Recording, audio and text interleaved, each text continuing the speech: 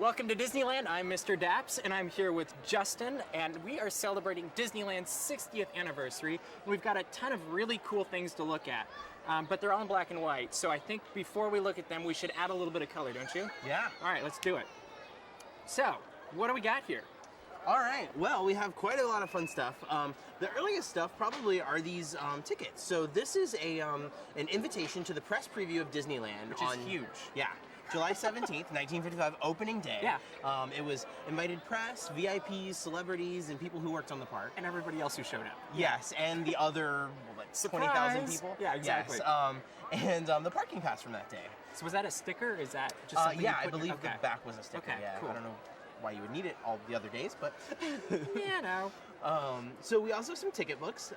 Ticket books didn't come about until October of 1955 Okay. with the A, B, and C ticket. Right. Later they had the D, and then by 1959, when Walt rolled out his big new attractions, the Matterhorn, the monorail, and the submarine voyage, he needed a new ticket classification. So the E-ticket was Along came the created, E, huh? and this is one of the very first E-ticket books from 1959. And speaking of Walt, you said there's something really special right down here Really in the middle. special, yes. I think this is awesome. So on opening day, the cast members here didn't have their names on badges, they had number badges. Right. And they were bronze like this, and of course number one was Walt Disney's. Absolutely. Yes. And he actually proudly wore it 10 years later at the Tencennial as Really? well. Yeah. Didn't know that one. And but by 1962 they decided, you know what, we need names. So they issued the plastic Poor name people. badges that we now have. Very cool. So we got the Mickey hat here. Mickey Yeah, ears. so these are representative of a lot of things because the Mickey Mouse Club premiered on Dateline Disneyland that day. That was the first time the Mouseketeers had ever been seen. And the show didn't premiere until October of 1955. But at that point, every kid across America wanted... Had to have their Mickey ears. Yes, they wanted Mickey ears. And so these are some of the earliest ones that were sold here in the park. Wow. And these were made by Benet Albee Company. And they Okay. actually, at the time, operated the Mad Hatter stores Okay. in Disneyland. Yeah, absolutely. This is another very early hat, the Kepi cap. Very iconic of the late 50s, early 60s. Yeah. And kids loved these as well, I even though can they remember look, seeing the pictures of them running around. yeah, in those. they look like a construction helmet, but Yeah. they're pretty awesome. They have like the old logos of the lands, and they're really cool.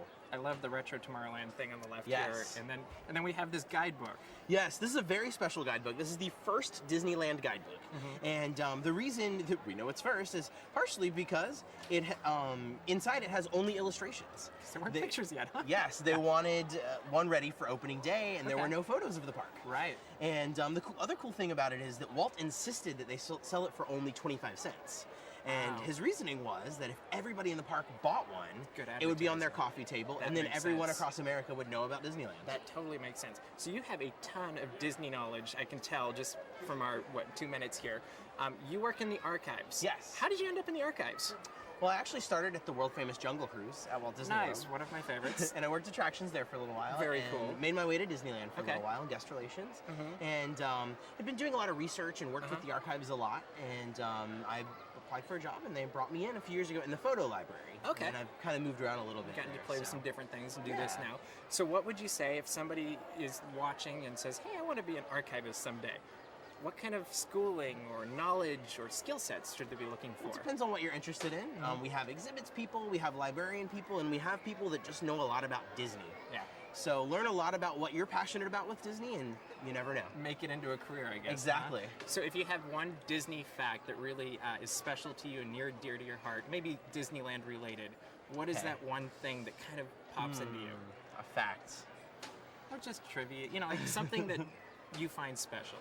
Yeah, one really cool thing we have in the archives, and sadly I don't have it here today, but It's okay. when Walt announced in the 60s that he was building the Haunted Mansion, and they built the building there years before they Yeah. knew exactly what was going to go inside, they actually, he announced, we're going to bring ghosts from all around the world here, and somebody in Japan took him quite literally, and they sent him this terrifying severed head that was going to go into the Haunted Mansion.